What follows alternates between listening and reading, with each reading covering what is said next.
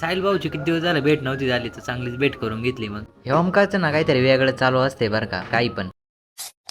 तर नमस्कार मित्रांनो, कसे आहात तुम्ही सर्वजण, बरे आहात ना?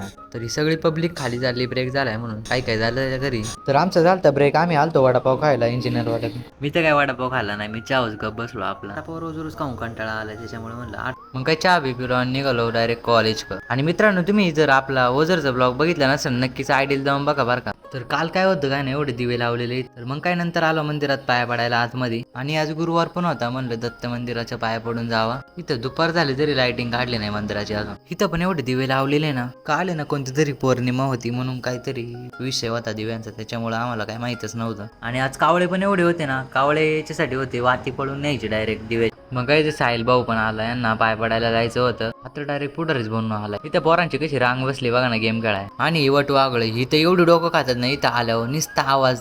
इथं डॉगच भाऊ मस्त आहे की झोपलेली, वातावरण शांत होतं यांचं. आणि तेवढे ते आलं एक कुत्र, ते बळच वाटत जात त्या कुत्र्या. हे बिचारा आपलं गप बसलंय खा. आणि प्रत्येक निकाल कवर घेतलेला मोबाईलला नवीन मस्त आहे नाही का. आणि 11वीचे पेपर होते, पोरं चाललेले पेपरला आतमध्ये. मग काय निघालो घरी आणि आलो, गाड्या बिड्या जोतल्या मस्त पैकी. तर मित्रांनो, व्लॉग कसा वाटला नक्कीच लाईक करा बरं.